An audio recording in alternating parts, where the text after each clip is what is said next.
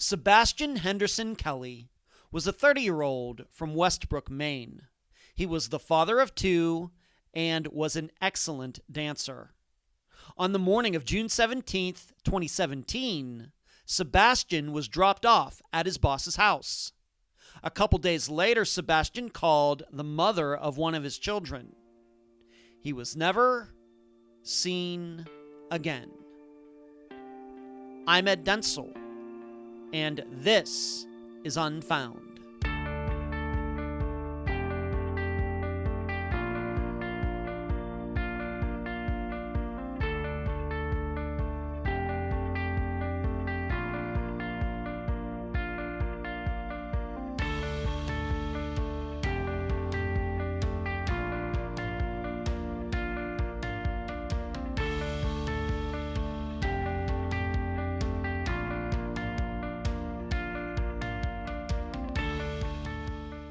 Many of you know I've come up with some sayings and phrases concerning disappearances. Statements that have surely never been used before in regards to missing persons cases. For example, keep your head on a swivel. It means be aware of your surroundings. Know it when you see it or hear it. This concerns being able to identify the kind of disappearance immediately upon hearing or reading the facts. And then there's this one, the Natasha Richardson effect. This is a situation where a missing person might have had an undiagnosed serious concussion not long before going missing. And this injury is what might have caused the disappearance itself. I've named it after the actress who got hurt in a skiing accident but continued to enjoy herself, then 2 hours later slipped into a coma and died. This scenario is very common in everyday life, not just disappearances. But some cases from Unfound's catalog where this could have happened are Jason Landry, Crystal Bailey, Jacob Paddock Weeks, and Kevin Nguyen. Well, today we might think about adding Sebastian Kelley to the list, because just hours before his whereabouts became vague, he was attacked by multiple men and sustained severe facial injuries. Did this disappearance start with a hit to the head? And now a summary of the case. This is brought to you by my friend Megan Lyonez's website, charleyproject.org. Sebastian Kelley was one of two children and the oldest. He was athletic, but maybe most surprising, Sebastian was a great dancer, specializing in breakdancing, spinning on his head, hands, etc. He graduated high school, and his work was remodeling homes. However, there were issues. The death of both of his parents greatly affected Sebastian. The relationship with the mother of his first child broke down when Sebastian could no longer cover up his drug addiction. And the relationship with the mother of his second child, well, it was horrible. So on the night of June 16th, 2017, Sebastian was at home alone when multiple men burst into his apartment. A neighbor calling 911 stopped the fight. The attackers escaped, and Sebastian was taken to the hospital with multiple head injuries. However, possibly due to his addiction and or his lack of medical coverage, Sebastian left the hospital without authorization in the early morning of June 17th. He ended up at his sister's. There, Sebastian told her that the mother of his second child had sent the perpetrators to his place. The mother of Sebastian's first child took him from his sister's to his boss's residence. Then, on June 19th, he called this same woman to talk to their daughter. Sebastian was never seen or heard from again. This is Unfound's first visit to Maine. However, as you can already tell from this summary, the interview will contain many topics we've discussed before: addiction, bad relationships, and conflicting stories. But before you start jumping to any conclusions, please consider these 3 questions. Number 1, are you inclined to believe the sighting of Sebastian at the Portland Police Department after June 17th? Number 2, how do we reconcile conflicting stories between Sebastian's boss and the mother of his first child? And number 3, does a video of Sebastian walking on a street after his disappearance exist, or are the police just making it up? The people who knew Sebastian best are open to many possibilities, including foul play, in regards to his disappearance. The guest for this episode is Sebastian's sister, Adrian Rush. Unfound news. A big change is coming to Unfound. Technically, I haven't signed the paperwork yet, but trust me, it's going to happen. What is the change? You'll hear about it next week in the news section. I will also explain in more detail the reason for this change on the upcoming live show. Next, there are also some changes coming to the YouTube channel. I'll be adding some new video series that will be accessible through a membership subscription only. But I can assure you, everything that is now free will stay free. Finally, the February 2022 newsletter in audio form is now available on both the YouTube channel and the website, where you can find Unfound. Unfound supports accounts on iTunes, Pandora, Audible, Podomatic, Spotify, iHeart, Twitter, Instagram, Facebook, Deezer, and YouTube. Speaking of YouTube, on Wednesday nights at 9 p.m. Eastern, please join us for the Unfound live show. Watch, ask questions, and give the show a thumbs up. Contribute to Unfound at patreon.com/Unfound Podcast. This week, I need to thank Jane, Jennifer, and Kelly. You can also contribute at PayPal, paypal.me/Unfound Podcast. I also need to give a huge shout out to all the people who have monetarily contributed using Super Chat during the live show on Wednesday nights. Thank you for watching, and thank you for donating. The email address, unfoundpodcast@gmail.com. Merchandise, the books at amazon.com in both ebook and print form. Do not forget the reviews. The website, theunfoundpodcast.com. And please mention Unfound at all true crime websites and forums. Thank you.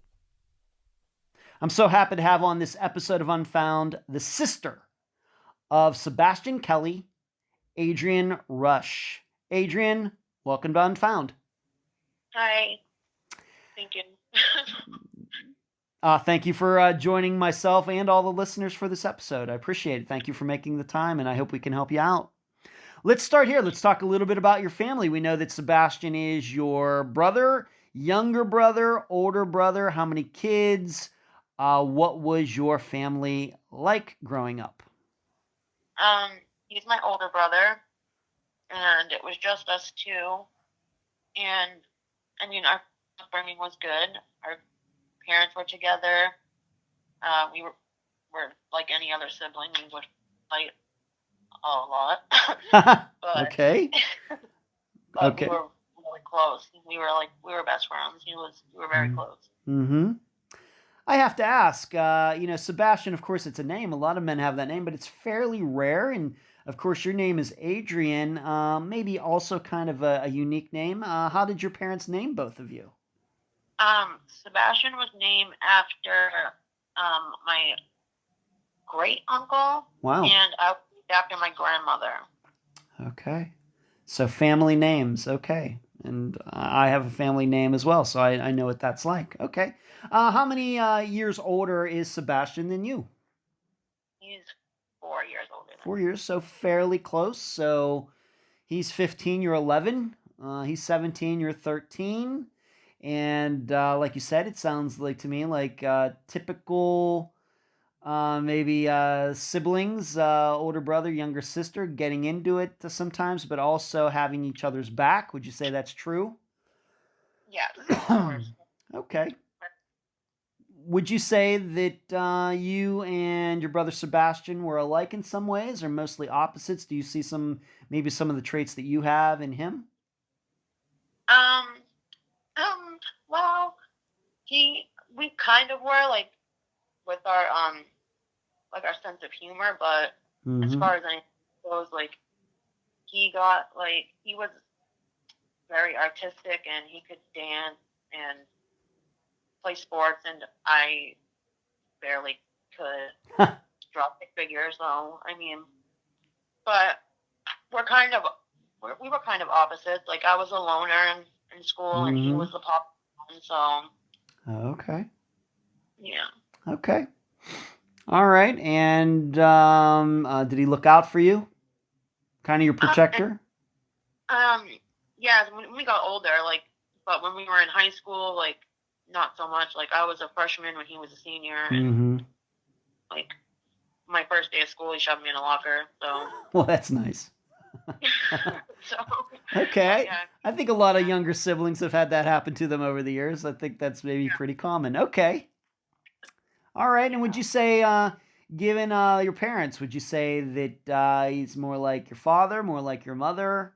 Was he like them, or you more like them? He was more like my mom. I was more like my dad. Mm-hmm. Like, quiet. My mom was um loud and like the life of any situation, Life of the and that's party. yeah, Okay. yeah. All right. Well, let's move on to Sebastian. Maybe you've kind of already touched upon some of these things. That's fine. Personality sounds like a more outgoing personality. In fact, you called yourself a loner compared to him. You said Yeah. that he was into sports. What particular sports do you remember him being excelling at? He was really well. He played. He was a wrestler, and he Wow. ran, but he was really good with football until he tore his Oh. well, I think, Oh. or something, and he couldn't play anymore, and that like really upset him. But he was a very good football player. Wow. Okay. Well, that's unfortunately the knee injury. I know it can be very painful, and yeah, that usually ends sports careers. I'm sorry to hear that. Okay. What about some of his interests outside of that? Was he into music?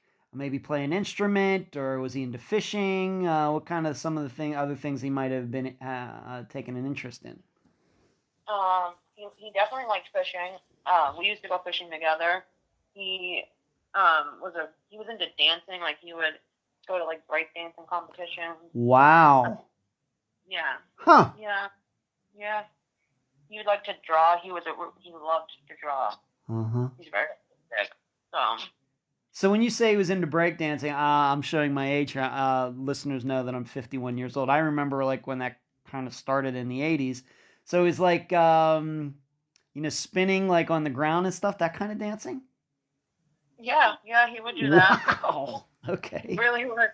Yeah, Huh. yeah. He would Okay. watch like art videos, and he would learn dance moves. And Uh huh. I remember like I would try to ask him to teach me, and he would try, and he would just get so Hmm. discouraged because I had no rhythm back then, and it was like I don't know how he did half the things he did because it was just like I don't even know how somebody can move like that. But yeah, he was a really good dancer. Okay. Very good. All right. And if you, as you stated, when he was a senior, you were a freshman. He graduated high school. Did he have any additional education? Did he go to a trade school? What did he do if he graduated high school? Um, he didn't go to college or anything. Mm-hmm. um, he he moved out of our family home and went out on his own Mm-hmm. and started hanging out with the wrong people around that time. No. Okay, and we'll get into that here in a moment. But so, graduated high school, moved out. What did he? I guess you're saying that he maybe moved in with friends who were bad friends. His friend at the time wasn't a bad friend, Hmm. but just the people that he was closer to, because we Hmm. lived in the country and he moved into the city, so Oh, it was a different atmosphere, I guess. yeah, Different. sure. What did he do? Did he work while he was in high school? Did he get a job after school? What did he do for money in his late teens into his 20s?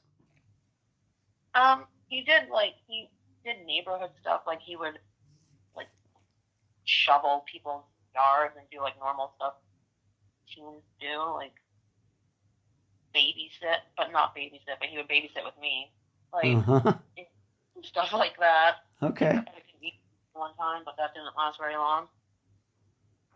But Okay. more Um, focused on girls, which was annoying. But okay. he was very Did he? What other kind of work did he do later in his into his 20s? Of course, we're going to be talking about his boss that he had at the time of his disappearance. Kind of plays, I would call, a prominent part in this entire disappearance. But what kind of work was he doing with that guy? he would do like what's it called when people do like painting and stuff? What's that called? Um, I don't know. Interior Like, decorating, landscaping. okay, he did that stuff, or like Hmm. any type of remodeling for housing. Remodeling. Okay, remodeling. Okay. Yeah. Okay. Like a doctor, I guess. We would Okay. write the contract. Okay. So let's move into this. Move on to this now. As you kind of already stated, started maybe having some issues after he graduated high school, and I just want to touch upon some of those. Once again, I don't know how deeply we want to go into any one of them, but we do have to talk about them. Yeah. Did Sebastian have some troubles with the law? Yes. And in your opinion, once again, being his younger sister, why do you think this happened? How did it happen? Well, our dad died when we were young. Like my dad died when I was 17, Oh my. and it was really like it was hard for both of us. So Mm-hmm. he just started almost like lashing out and taking his anger out, because he never talked about it, Mm-hmm. and that he just ended up doing things that he shouldn't have been doing, and it just kind of was like a black cloud that followed him around after the first time he got in trouble, and just always was there. Okay. What kind of law breaking did he do? What were some of the charges that were brought against him? Well, mostly there was a drug charge. Mm. I'm pretty sure there was a theft charge, and he had an assault charge on my mom. Oh my. Yeah. Wow. Yeah. I don't know if I should say this. Like he got into steroids. Yeah. And he used to get real angry for Yeah. no reason. He got mad one morning that half of a sandwich wasn't in the fridge, and attacked my mom for it. Oh my gosh. Yeah, so that was pretty bad. Was that, if I can ask, was that typical of the relationship between him and your mother, or was that really, really out of character? Very out of character. He would never lay hands on my mom ever. So it was very, very scary, and it was like you could tell it was like he wasn't the same person when he got on the steroids. It was so crazy. Were you, if I can ask, were you there when this happened? Yes. Oh, you were. Yeah. Okay. Do you think Do you think that Sebastian felt bad about it after it happened? Yes. He did. Did he Yeah. apologize? Yeah. Okay. Yeah. He did. Okay. Did you ever hear about that happening again, or did he and your mother work things out and everything was smooth again? Yeah. No, it never happened again. Okay. And yeah. Okay. Never. Regarding your father's death, was this something that was sudden? No, when I was in 5th grade, my dad was diagnosed with kidney failure. Oh my. So we were dealing with that, and then when I was 17, he got diagnosed with stage 4 lung cancer. Oh my. So yeah, so he fought for 8 months, and then he decided to take himself off of dialysis because he was just tired because he knew that he couldn't fight it. So yeah, he took himself off of dialysis, and he fortunately passed away I think 3 days after that. Wow. So he couldn't have been too old. Your father must have been in his 50s maybe? Yeah, well, my dad was 61 when he died. Oh, he's a little so he had you and Sebastian a little later. Yeah. Okay. Yeah. All right. 61 still. I mean, it's very young.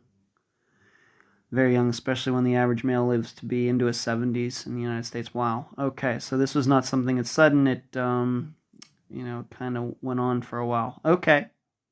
All right. So he's having these troubles with the law, anger issues, it sounds like.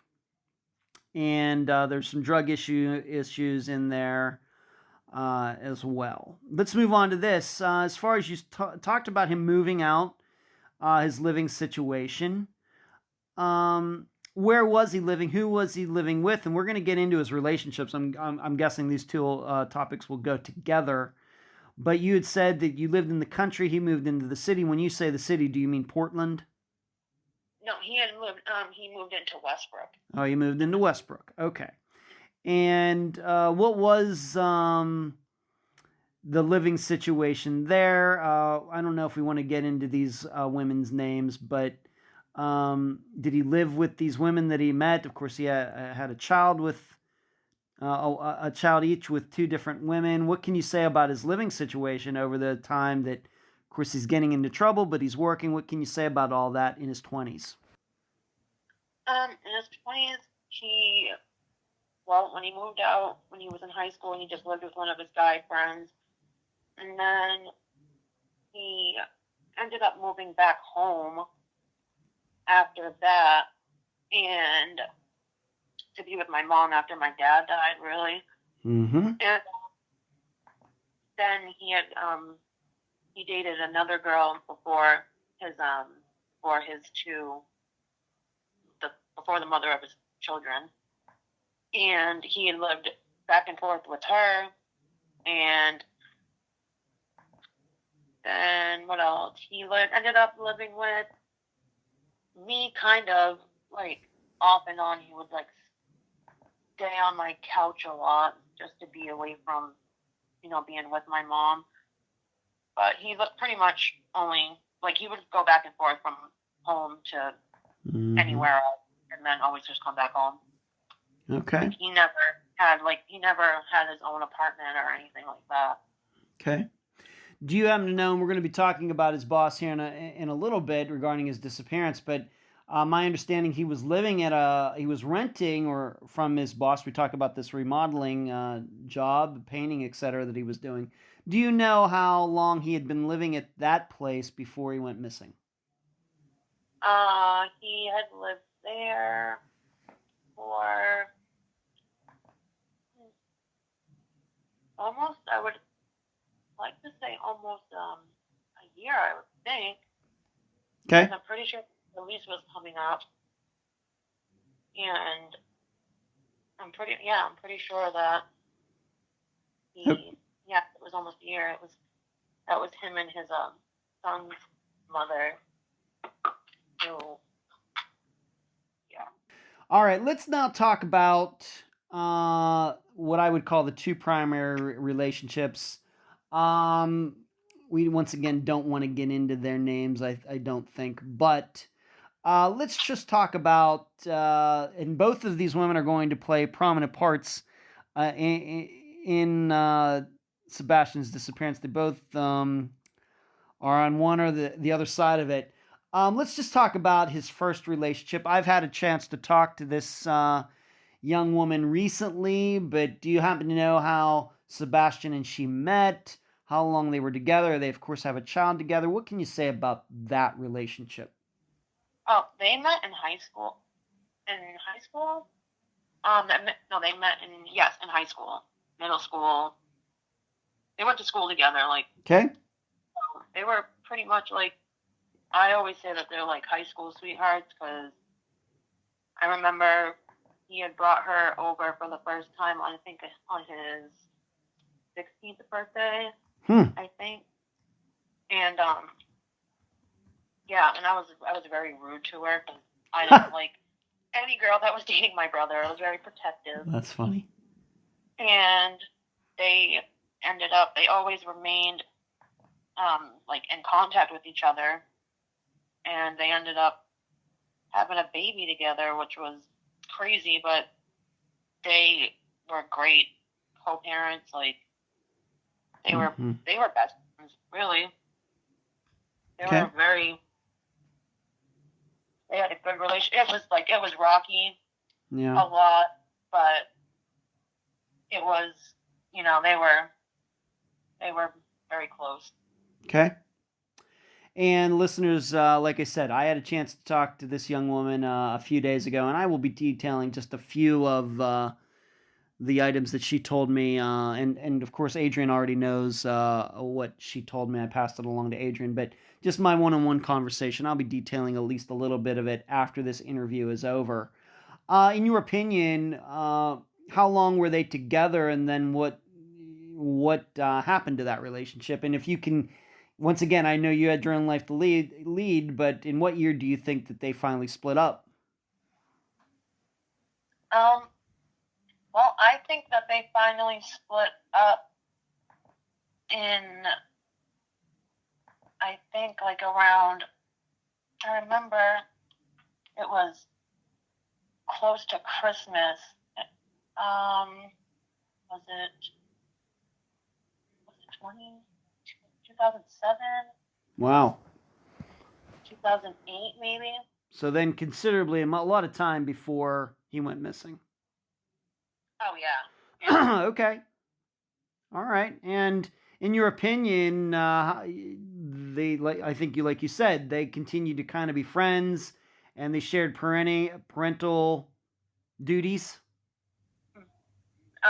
Yeah, like he would see his daughter, like, she never kept his kid from, like, he was always in his kid's life. Like, they did a lot of stuff together, even though they weren't together. Yeah. Like, they did a lot of family-oriented things together. Okay. Like, it was pretty cool to see, because a lot of people don't really have that. Yeah. You're right. That was nice. You're right. So I guess what we're saying here is, even though that it ended, would you say that it ended badly, or was kind of the writing on the wall? I mean, it did end badly, but it always worked itself out. Because luckily for him, she is a very understanding and well-rounded person, and she's just a great. I love her. She's a great person. Okay. I can see why. I got to talk to her. I thought the same thing. Very good. Okay.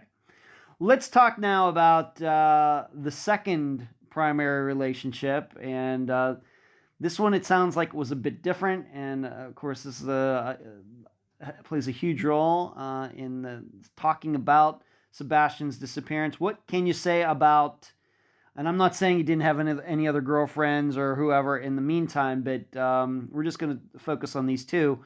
What can you say about this second one, this relationship? How did Sebastian and this woman meet? And maybe you can talk about that relationship a little bit.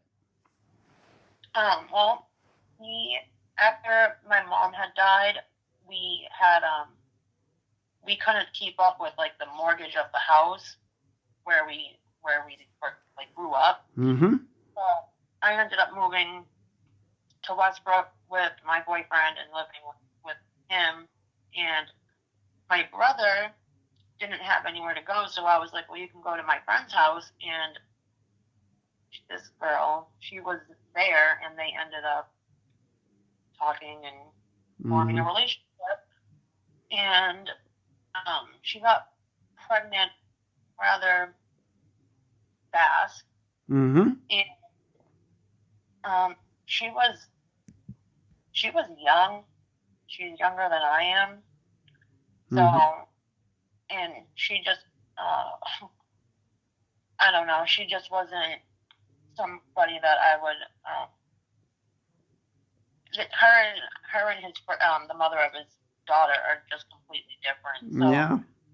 it was kind of like, oh, wow.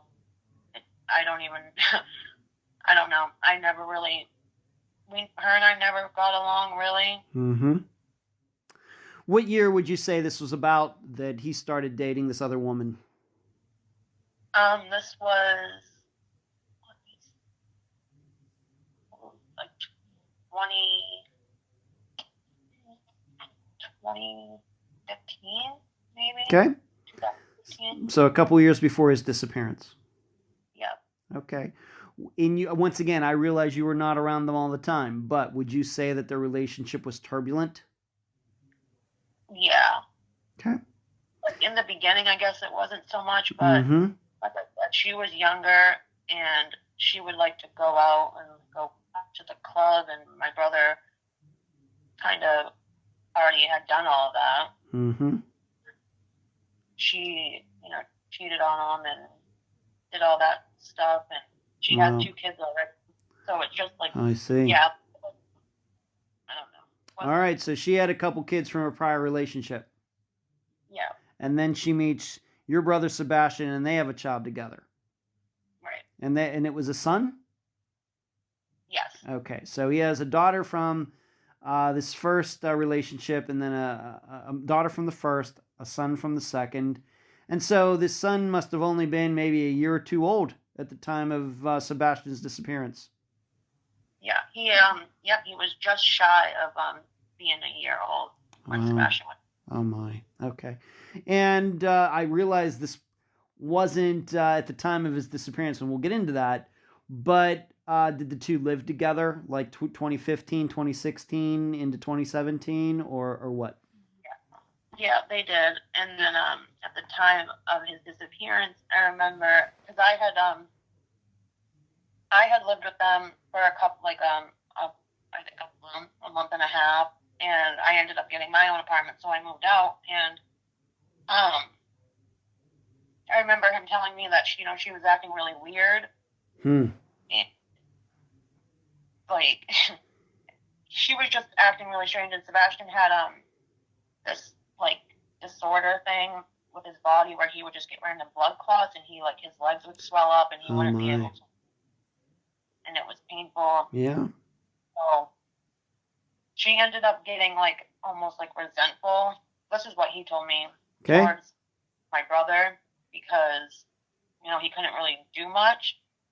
And one day I guess she just got up and took all the kids, because she had already been seeing somebody else, and left my brother there. Oh my.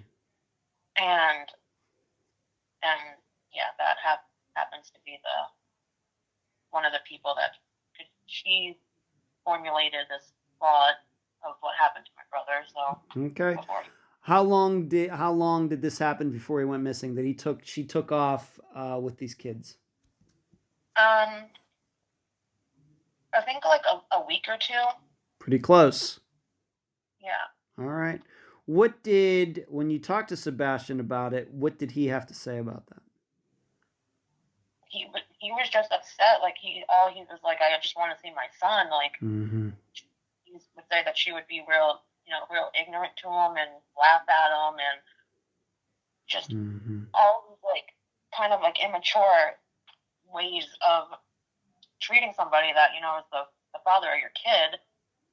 And it's like, but I mean, like I said, she was young. She was younger. Yeah. But still, like, it was just, she was very ignorant, and she would keep little, because his son's name is Little Sebastian, so like she would keep Little Sebastian, my brother, and it's just I don't know, I don't understand the train of thought, and then my brother ended up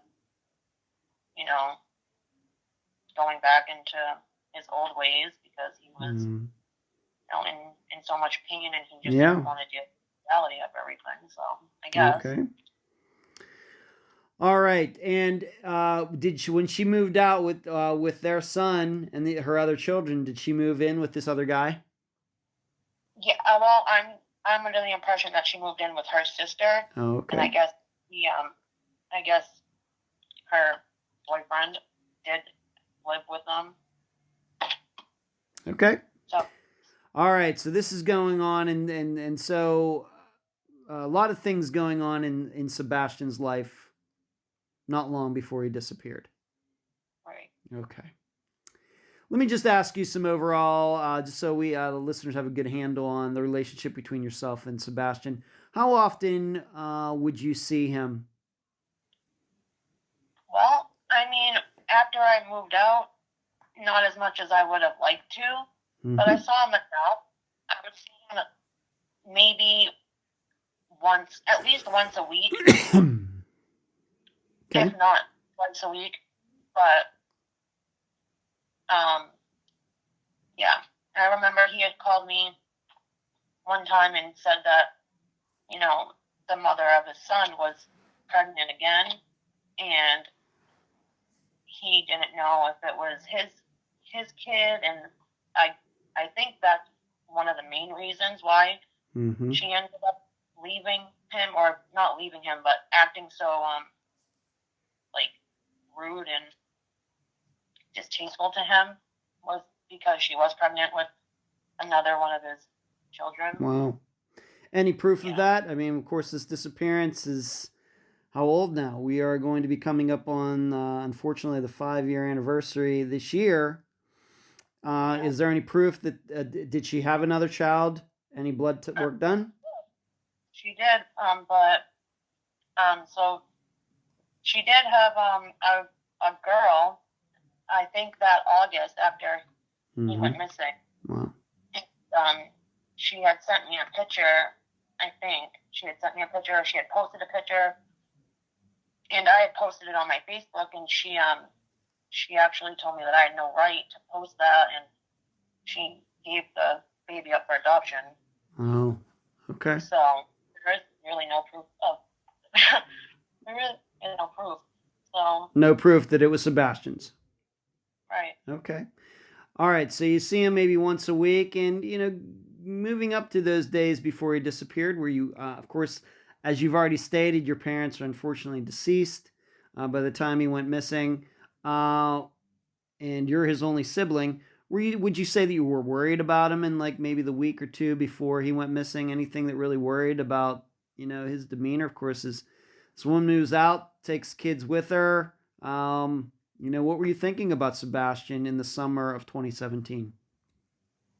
Yeah, no, I definitely was worried about him. I was worried mostly about his health because his legs used to get so big, and it was scary because he had so many medical issues. So he never wanted to go to the hospital and ever get it checked out. So it's like, it was just, I was scared for him on that part. Like, if anything was to ever happen to him, like, he was alone and he had no cell phone. So it's like, I could never get a hold of him if I wanted to. So, but he was doing a lot more than that he would, tell me about. Yeah. Okay.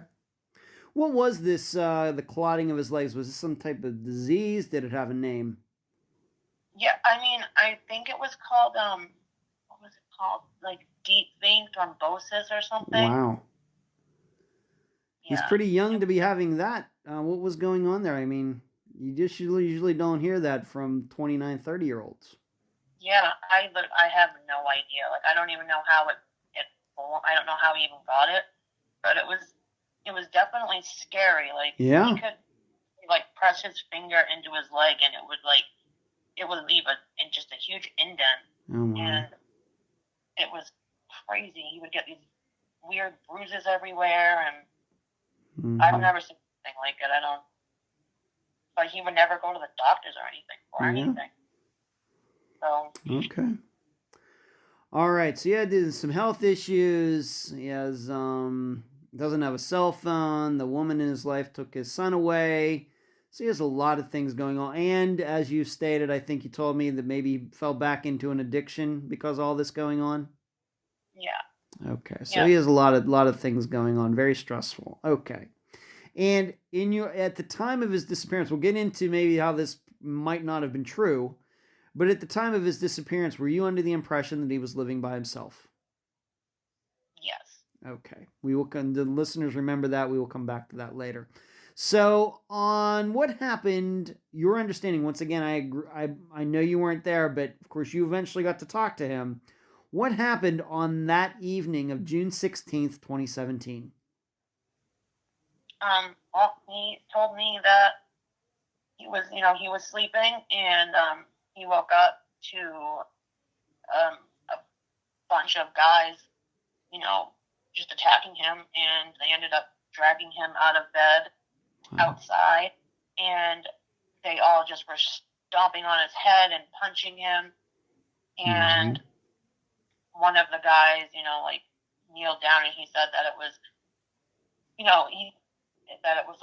his mother, the mother of his son, that it was her boyfriend at the time, and he had got down and whispered in his ear that if he thought that a junkie was going to get custody, he might want to rethink that and go retract the custody papers that he had filed the day before. Right. And so, and this did come up when I talked to, and is the mother of his first child knew all about this, and I will be mentioning this afterwards. So, what you're saying is, after this woman moved out with his son, that Sebastian had designs on getting some sort of paperwork filled out so he could have access to his son. Yes. All right. And this June 16th fight that happened, he's in bed and they barge in there. He believed happened because of that. Yeah. And that's all right. And in his opinion, he is identifying this new boyfriend as being one of the guys who did this. Yes. Okay. So once again, what happened? This fight, and my understanding is somebody saw this happen and called 911. Yeah. All right, and please go from there. What happens next? From my understanding, the lady that lived across the street called 911, and when they got there, I mean, my brother was just on the ground, so they brought him to the hospital, and I don't even know how long he was there for. I just know that he had left against doctor's orders, and I had lived right behind the hospital at the time, and I had two friends that had left my house fairly early that morning. I think it was around like 7 in the morning, and they had called me and had said that my brother was walking around in a hospital gurney with no shoes on, just looking disoriented, and it almost looked like he was talking to himself. So, and then they said that he had looked beaten up, and my brother was a big guy, and I never saw him ever beat up in my life, ever. So I told them to, bring him to my house, and they did. And when I opened my door, I was shocked at what I saw. Yeah. Right. and if I may jump in here, the listeners should know that by the time you're all hearing your voices, I will have posted a picture of what Sebastian looked like, how bad he got beat up at least in his face, that preceding night. Now, we should say something. He was wearing a hospital gown, not a gurney. A gurney is like a bed with wheels. Right. Okay. Not All right. All right. hospital gown. He was wearing a hospital gown, and just to go over this, just to make sure the listeners heard this correctly, he's wandering around outside the hospital, and your friends who were just at your place saw him. Yeah. And did they escort him back to your place? Yes, they did. Yeah. Okay. And so when you saw him, of course, you were very distressed. Is this when he then told you what happened? Yeah, I instantly got pissed. Yeah? I was, who did this to you? Like, what happened? You didn't tell me what happened. You just kept saying, I can't believe she did this to me. I can't believe that she did. I'm like, who? Who did this to you? And he had said that, that the mother of his son is done. And I can't even lie. I was so mad that I went and found her, and I remember seeing her, and I was like, you're so lucky that you're holding my nephew, because that was so uncalled for what you did. And like, she just had this disgusting smirk on her face, and she was like, I don't know what you're talking about. I was here all night. Like, she's just, it was just so like sick and sadistic, because she knew what she did. And then even like later on when she was interviewed for the news, just like the things that she said, like she just lies so much. Like, she didn't say anything that was the truth. And I just don't why somebody that, you guys have a kid together, why would you, he could have died, like, and then in the result of this, kind of like he did, I think, like. Okay. I totally understand. I just want to stick to that morning when he shows up there. So he shows up there, and then did you leave him there and then go find her? He was at your place when you did this? Yeah. So I had laid him down on my bed and got him comfortable. And yeah, the pictures that are actually on the internet are pictures that I took of him on my bed, still in his hospital gown. I tried cleaning up his face a little bit, and and then I left and went to Westbrook from Portland. Okay. And only gone for like 45 minutes, and when I came back, he was still sleeping, so I just let him sleep for a little while longer, and then he got up. About what time? He got up around noon. Okay. Noon o'clock. Was it obviously he had injuries to his face. Were there any other injuries that he talked about or that you could see? Of course, to his arms, legs, body. It was pretty much all just his head, really. Okay. I didn't see any other signs of anything. Okay. So you come back, he's still there. And did he ever tell you the reason he gave for leaving the hospital? No, he just kept saying that he didn't want to be there. And I mean, then he tells me that he got like brain swelling and brain bleeding, and I'm like, well, why didn't you stay at the hospital? Right. But he just didn't want to stay there for some reason. He was very adamant on that, like, he didn't want to stay there. It doesn't make sense at all.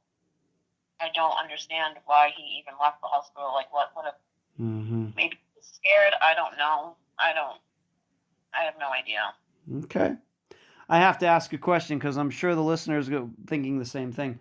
Why didn't you call 911 again? I could have. You're right. I definitely could have. But, I mean, I did ask him, so I just went as, like, his wishes. Like, he had told me and I think he had told the mother of his kid that, you know, he would go back to the hospital, but we both knew he wasn't going to. Mm-hmm. But I didn't call because he had asked me not to, and Okay. Anyway. Okay.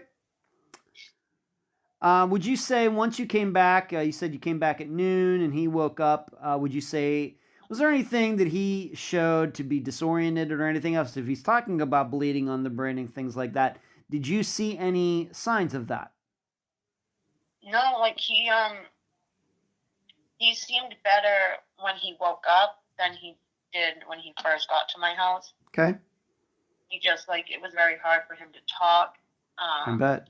But he didn't seem, like, out of it or disoriented in any type of way when I was talking to him. Okay. All right, so he gets up, and what then happens? I had given him some clothes. I cleaned up his face again because his face was, you know, like, his lip was still bleeding, and used my phone to call, you know, his the mother of his daughter, and, you know, I had talked to her and told her to be prepared to see him, and he had asked me if I could if he could stay at my house, and selfishly, I mean, I said no, and I couldn't even tell you why. Which, I mean, I should have let him stay there. Okay. But she came to pick him up with their daughter, and his daughter was just so freaked out because she didn't recognize him, and I kept having to tell her, like, you know, that's your daddy, and she kept screaming, like, who is that? And it was so sad. And so he ended up going with her. I gave him a kiss goodbye. I told him that I loved him, and that was the last time that I saw my brother.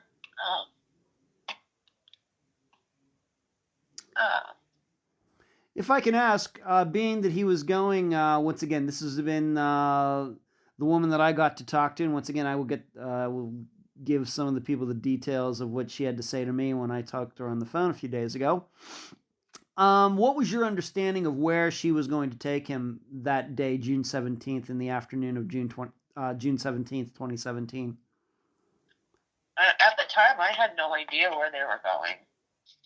Okay, so he never said, you know, she's going to take me here, and when she showed up, she goes, you know what, I'm going to take Sebastian somewhere, nothing like that? No. Okay. All right, being that they didn't say anything, did you have even an inkling? Did you have a particular idea? Did you maybe think, oh, she's going to take him back to his apartment, or she's going to take him back to her place? Anything? Yeah, I thought he would probably go back to either her apartment or his. Okay. Yeah, I didn't think he would get dropped off, you know, somewhere and not want to rest. I don't know. Okay. And it was during this time he was there that he told you who he thought beat him up. And these would have been men connected to the mother of his son.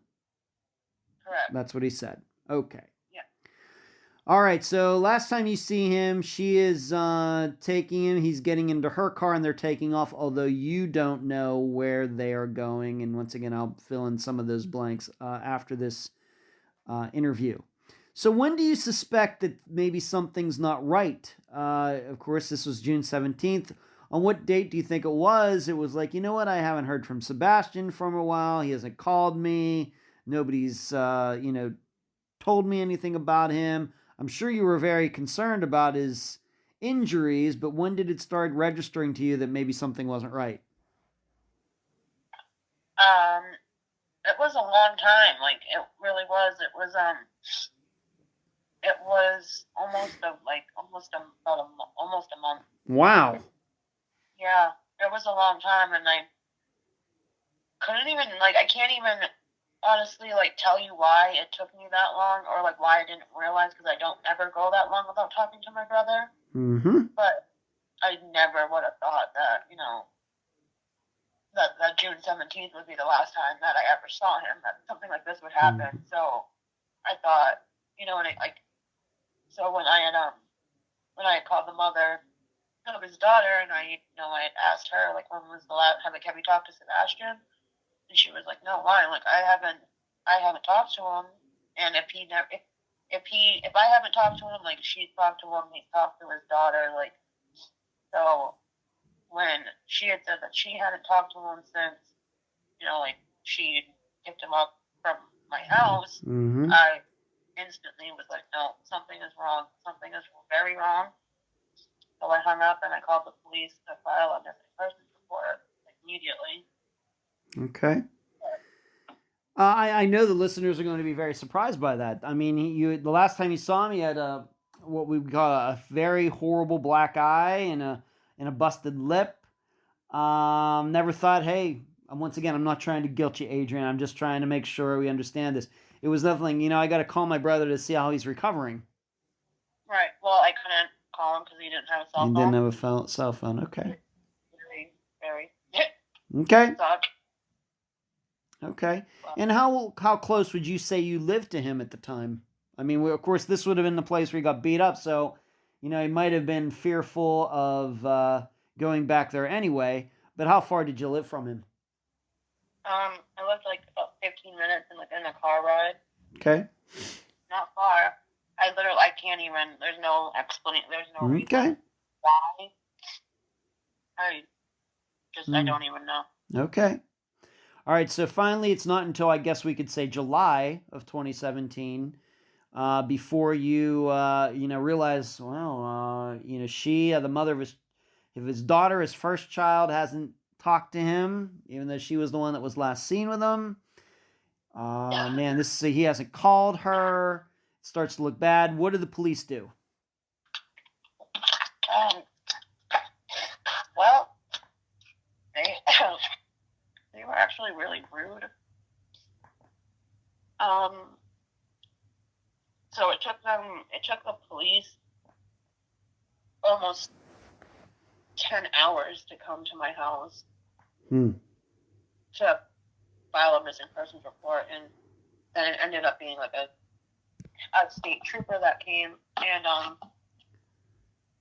I told him everything that had happened, and he was like, oh, we'll put a description out of him and all this stuff. And then I had wrote down everything and told him everything. So by the end of it, he said that, he was going to put out a nationwide, like endangered missing person alert for my brother.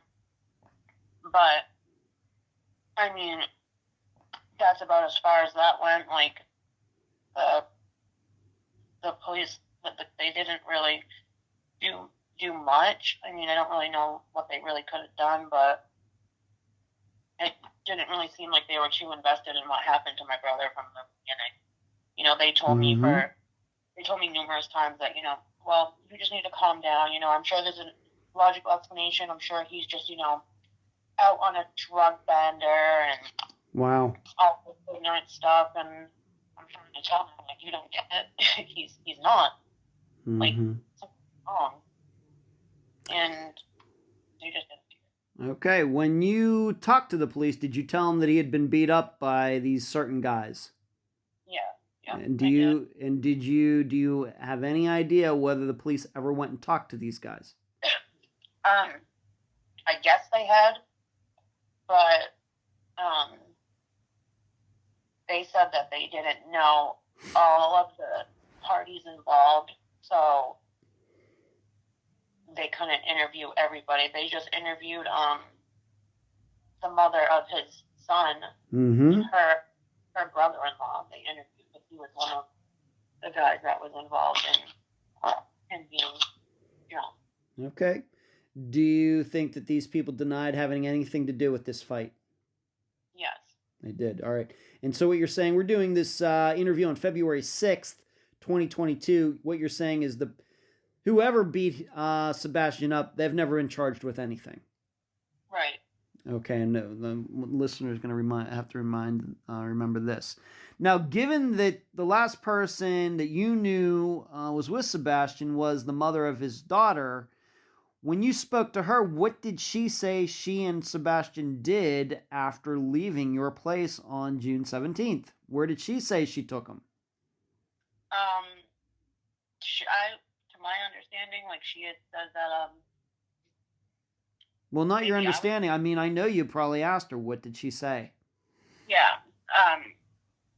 I thought she had said that she had dropped him off, at the library to meet his boss. Mm-hmm. But, I mean, come to find out she had dropped him off, I guess, at his boss's house. Okay, so what you're saying is between this has maybe been a change in your belief very recently. Yeah. Okay. Yeah. But she says what she's saying, and I talked to her too, and once again, I will fill in what she told me. But she said that she dropped him off, and it had to do with his boss. Yes. This boss of this this remodeling business that Sebastian was involved in. Correct. Okay. All right, so police get involved a month later. They go and talk to a couple people, and of course, with the disappearance being a month old and a young man not being seen, there's not a lot that can be done. Of course, we don't have any cell phone information because he doesn't have a cell phone, etc. Okay, let's move on to what I would call the rest of the case. When Sebastian left your place that day, what did he have? Did he have, of course, we know he didn't have a phone, and you gave him some clothes, but did he have an ID, wallet, anything like that? Not to my knowledge, no. But I wouldn't think so because, I don't even know if he had gone home, like I said, so when I know that when he went to the hospital, he didn't have any of those belongings. Okay. All right. So, yeah, he probably wouldn't have had those things. He was getting beat up in the street. Okay. And we have to remember there's still this apartment he was living in. We should note, for the record, his boss was also his landlord. I'm sorry, repeat that? His boss was also his landlord. Right, yes. Okay. Yeah. All right. So the place that where he was attacked, his boss owns the building or that apartment or whatever it is. Yep. Okay. Yeah, he does. Okay. Yeah, he owns. Okay. All right. And so what did you ever have a chance after you figured out that Sebastian was missing? When you spoke to the boss, and I realize this is going to create a contradiction here, but I have to ask the question anyway. When did you finally talk to his boss? A couple of weeks, like after he had gone missing, I had asked because I was under the impression that he had just talked to him and he was supposed to be meeting up with him. So I had asked if he, ever did meet up with him, and he said that he never met up with him. So Is that what he said? Yeah. All right. So we have a story from the mother of Sebastian's daughter, the first child, that she dropped him off at the boss's, and just for the record, she says that she did see the boss there, and she let Sebastian out and they met. But when you talked to the boss, when you found out about this, you're telling myself and the audience that the boss denied that. Right. Wow. Okay. And when do you think this conversation took place between you and Sebastian's supervisor, the owner of this company? This had to have been maybe like in August. Okay. August of 2017. Yes. Okay. Yep. All right. So there's that. All right. Let's move on to this. What about, of course, we've talked about this ex. We're not using any names. I'm sorry, listeners. We just can't do that. But the mother of the first child, the daughter, the woman that I got to speak to, this is something that Of course, I found out in my discussion, but then I told you about it, and you either forgot about it or were never told it. But this ex told me that Sebastian did call her. Was this news to you? Yeah, it sure was. Okay, so I will just talk for a few seconds here, Adrian. That in talking to this ex, what she told me is yes, she dropped Sebastian off at his boss's place. She saw Sebastian get out. She saw the boss there. She left. But then on Father's Day, which would have been, it was the 19th of June in 2017. Of course, Father's Day is always on a Sunday. June 19th, 2017, she claims that Sebastian actually called her, and then he also got to talk to their 4-year-old daughter, or however old the daughter is. Is that what, right? Is that what she told you? That's my understanding. I know you've had a chance to talk to her. Did she say that? Yes, she did. All right. So I guess what we're saying is then a couple days after she dropped him off, after this June 17th, after he left your place, he was seemingly still around. I mean, I guess so, because somebody else had said that they had saw him at a convenience store, Mm-hmm. and they called the police and told the police. So I mean, there were like a few people have said that they saw him, and allegedly the last time that anybody that he just fell off the face of the planet was 19. But it just, I don't know if it's like June 17th because that's when I filed the missing persons report, but you didn't file on June 17th. You didn't do that till July. Oh right, I'm sorry.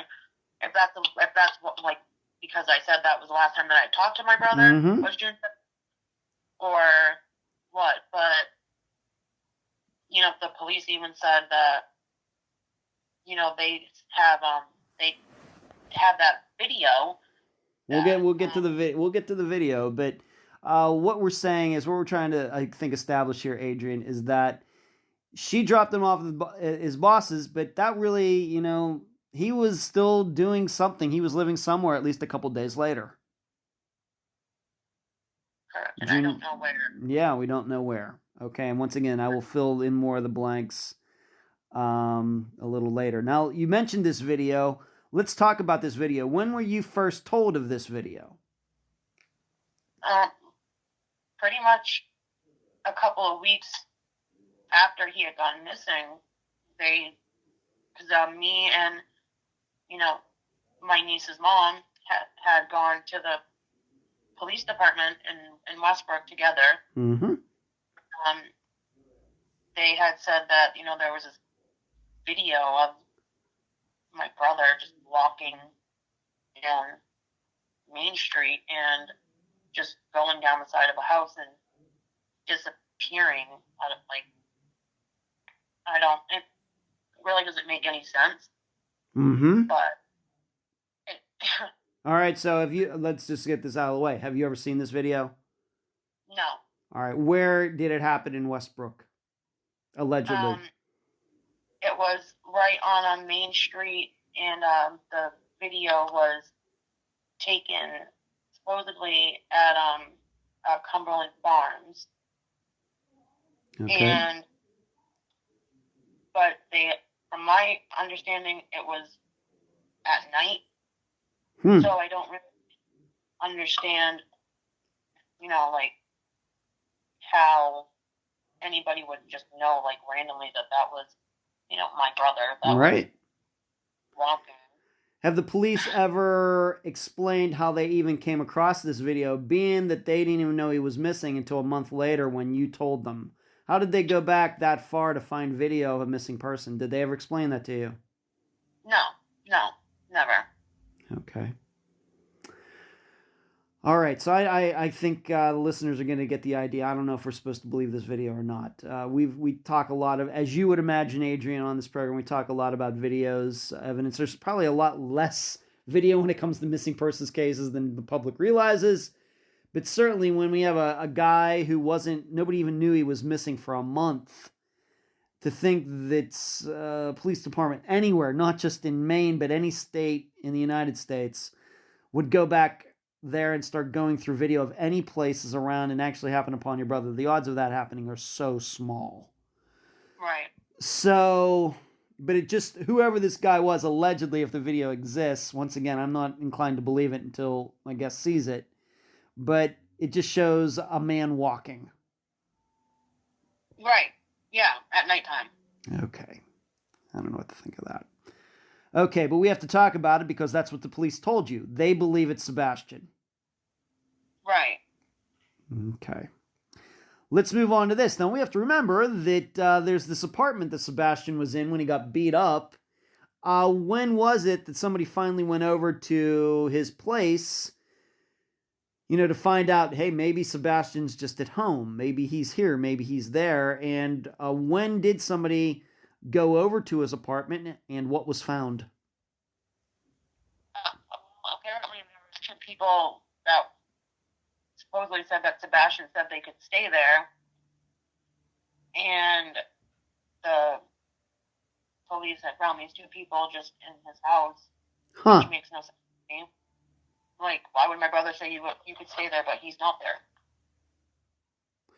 And just to go back to an early part of this interview, you were under the impression that Sebastian was living there by himself. Correct. All right, but then when somebody shows up there to see if Sebastian is there, there's other people in that place. Right. Okay. Did you ever get, being that Sebastian was living there and he had clothes and other things, did you ever get any of that stuff? No. Do you have any idea what happened to it? I was under the impression that his son's mother went and got everything. Wow. So allegedly, the person who instigated this fight in the first place was the person who got all his stuff. Yeah. Yeah. So when we say stuff, we say if his wallet was there, she got it, clothes, possessions, if he had a video game system, all of it gone. Everything. Yep. And being that his supervisor, the boss of this remodeling business, was the landlord of this place, what did he have to say about all this? Nothing, really. Nothing at all. He was very quiet about everything. Okay.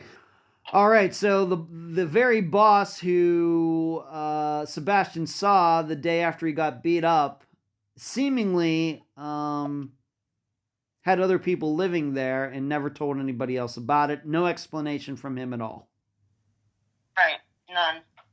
Okay. Don't know what to think of that. All right. Right. All right, and do you even know who these two people were? Do you know their names? Could they have known Sebastian in any way, anything?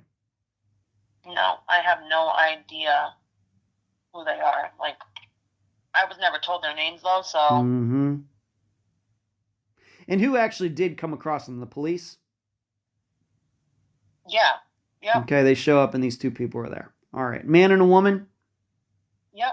They said that, my brother had told them that they could stay there. Did they ever give any indication of how long they had been staying there? No. None at all. Okay. I'm assuming maybe a couple days. I don't know. Okay. That's strange. Okay. Now, we talked about this fight. I'll ask you again. Given that when Sebastian showed up at your place, he told you who beat him up, has anybody ever been charged with anything? No. All right, so 4.5 years later, no charges brought. We're not going to use their names, but did he specifically use people's names when he told you that? Yeah. Well, they didn't use specific names, no. Mm-hmm. So. Okay. But I'm sure they know, no. Okay. They didn't tell me, but. Okay. Let's move on to this, and this was, I get the idea this was a relatively new piece of information. This is another, of course, we already talked about, and I will once again, after this interview is over for the episode, I will be talking about my discussion with the mother of Sebastian's first child. But she talked about how he called her on the 19th, which is Father's Day. However, just recently, somebody told you they also saw Sebastian after he was with the mother of his child. What were the circumstances? I guess that he had, just asked them if, well, they saw this. She had said that, she had saw his face and she was really, taken back by it, Mm-hmm. and that he was jumped, and that he thought that it was the mother. He said that Mm-hmm. he believed that it was the mother of, his son. Yeah. Because he could get custody, and they had just talked a little bit, and that was the last time that they said that they saw him, because I guess they said Happy Father's Day because it was Father's Day, and they just went about their business. But it's specifically, where did they see him? Oh, at the police department. So once again, as I will tell the listeners, I don't know this. This is a coincidence, and the listeners know how I feel sometimes about coincidences seem a little too good to be true. But they're saying they were down somewhere at the police department, and they just happened to encounter Sebastian down there, and it seemed to them like he was there to file charges. Right. But, I mean, none of that doesn't make much sense to me, because, I mean, it just doesn't make sense to me. Why doesn't it? I don't, because when he told me, he didn't even know he just referred to that one guy Mm-hmm. as her boyfriend and her brother-in-law. And maybe he was going to press charges on her brother-in-law because he did know his name, but I don't understand how. I mean, maybe he was there to press charges, but I think if he was at the police department, I think the cops would have brought it up. Well, I agree with you. So what you're saying, when you were told this recently, that's not, you've never heard that before. The police never said, well, he came in and tried to file charges, nothing like that. Right. Nothing. But still, this is what these people told you, and they said they saw him with his injured face and everything. So this was certainly after he got beat up. Right. Yeah. Would this be the same police department that is responsible for his disappearance? Correct. Yeah. Yep. Well, you're gonna have to get to the bottom of that, Adrian. Yeah. I know this information just came out within the last 48 hours. Yeah, you're certainly gonna have to get to the bottom of that to see if it's true or not. Yeah. Okay. I get along with the police. Yeah. I mean, they had called me up and asked me, if I thought they were calling me to, ask about or tell me that they had something to do or some new, lead in my brother's case, but yeah, they were just asking me, if I knew of any, drug dealers that, I could point their direction, and they would look further into my brother's disappearance, and that's been said to me numerous times. So that's pretty pathetic. It is, yeah, sure is. That qualifies as missing persons investigations today. It's pathetic. Okay.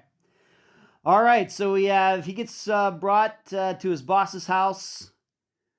His ex-girlfriend drops him off. The good ex-girlfriend. She sees them together. He leaves. A couple days later, Sebastian calls her to talk to their daughter. And then He's seemingly seen, I guess, on the same day or around the same day at the police station, or at least outside it or something. And if we're to believe this, and that's the last time. So June 19th may be the proper disappearance date for this. Okay, and since then, no sightings at all. Right. Okay. Correct. How tough have the last 5 years been? Almost 5 years, Adrian. Well, I think for the first, couple months, I just, thought like maybe, I always knew something was wrong, but I didn't, like, I thought maybe since he did have, like, a brain injury, that something happened to him in that sense, but, I mean, I never, like, in a million years would have thought that, I feel like my life is like an episode of, like, Dateline. Like, I never would have thought that I would have a missing brother that, I have no idea where he is, and, Yeah. At this, I've been knowing that, he's obviously not with us, so it's like, it's so painful. And, like, he was all I had left. And it's been hard. Yeah. It's Yeah. really hard. Do you have a Facebook page or website, anything set up for Sebastian's disappearance? There is a Facebook page that's it's just called Missing Sebastian. Okay. And but there's not a lot of people like that know about it, because I mean it's not like hasn't been a huge, hasn't had a lot of publicity or anything. Like it was only on the news one time or twice. So it's like, I don't know. Okay. Well, we're going to try to change that. And all I can tell you is you got to keep working at it. You got to keep getting the word out there. You got to do some interviews. You got to be proactive in contacting, especially local media in the Portland area. You can't. You just have to keep doing that until they just can't say no anymore, or ignore you, or whatever is going on there. I think a lot of families run into that. Especially when disappearance gets to be 4.5 years old. I think, of course, it also doesn't help that nobody realized he was missing for a month. I think, obviously, hindsight 2020, if somebody had recognized he was missing within a couple days, then probably the news would have been on it a little more. But, when they start hearing about a disappearance in which a guy wasn't even known to be missing for a month, sometimes they're not sure what to do with that. So, once again, just my experience. But either way, I will continue to try to work with you, Adrian. It does sound to me like there's still a lot that can be done. We've talked about filing a FOIA with the police department to get everything that they have. We've, of course, talked about, if he was at the police station that day, it was probably to maybe file something against these guys. You got to look into that. So there's certainly some things that still need to be done. In addition, if they're going to say that there's a video of Sebastian walking, they should show it to you. I'm not saying that they necessarily need to release it to the public, but if they're going to say that, they should show it to you. Yeah. For sure. For sure. Okay. Yeah. But I will continue to counsel you as best I can. If you need my help, of course, I'm always here. Thank you. I appreciate it so much. This means a lot to me. You're very welcome.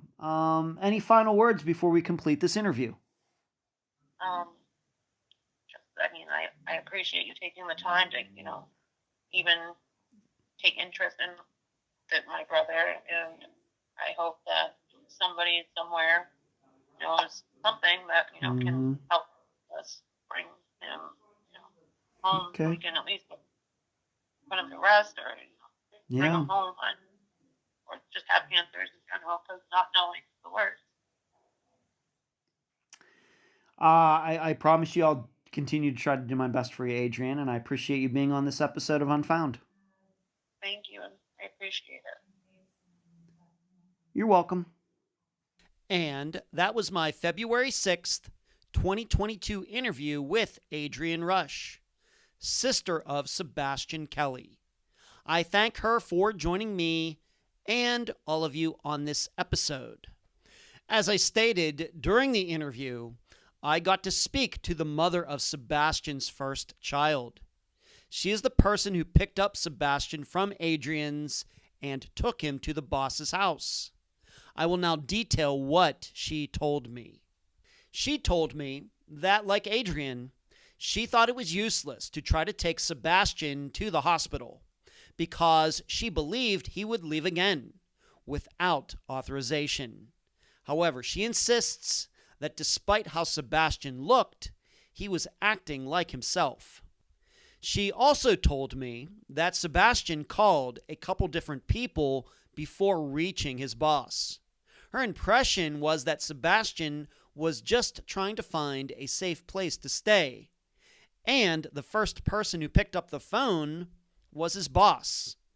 I would also say that the reason that this woman didn't take Sebastian back to her place is because I think there was just too much going on between them, prior relationship. Sebastian still had an addiction, and this woman didn't want that around their daughter. This woman says that she had no idea until I spoke to her recently that Sebastian's boss says he never saw Sebastian on the day she dropped him off. So their stories are in conflict. Why? I don't know. But she also says for some reason she thought that Sebastian's boss eventually took him to Monument Square in Portland.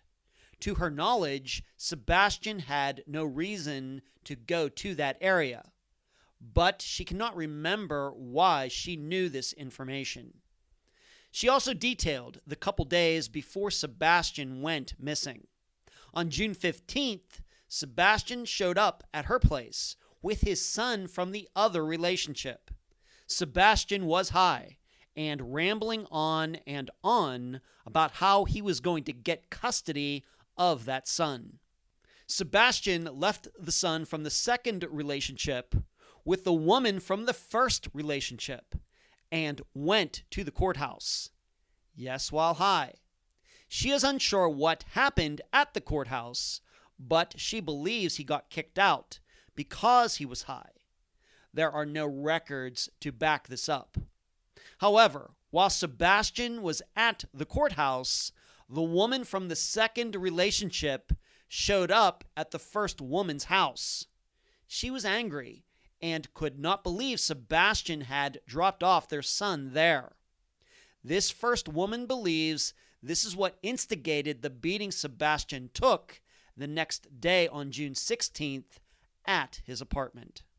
Regarding the call that Sebastian made on Father's Day 2017, that would be June 19th, it came from a phone number that this woman did not know. However, this was not unusual. Sebastian often used other people's phones to call her because he did not keep up the minutes on his own phone. He did not say where he was or what he was doing. He sounded like himself, but high. I asked her if she still had the phone number, but she said that was like 3 phones ago. And those are my notes from my talk with the mother of Sebastian's first child. I thank her for talking to me. This is a difficult disappearance to analyze for quite a few reasons. Number one, there are multiple viable theories. Foul play due to the fight, overdose and cover-up, suicide, or a health issue, which is the theme for this episode. Reason number 2, we have this video that allegedly shows Sebastian. However, I have a hard time understanding how the video was discovered. The whole process seems very, very lucky, which brings the existence of the video into doubt. Reason number 3 as to why it's tough to analyze this case, We have conflicting stories between the boss and Sebastian's former girlfriend regarding whether Sebastian went to the boss's house or not. How can their stories be reconciled? Reason number 4, these two new people in Sebastian's place. No explanation how they got there, and the boss, who was also the landlord, has never explained it either. And reason number 5, the last one. We have the sighting of Sebastian at the police station. It could be real, but it sounds mighty convenient and a little too perfect. It's enough to make your head hurt. But that's why I'll leave the theorizing up to you. And that's the program. If you found it informative, please go to the app that you use to listen to Unfound and give this podcast a nice review. I thank you for listening. I'm Ed Densel, and you've been listening to Unfound.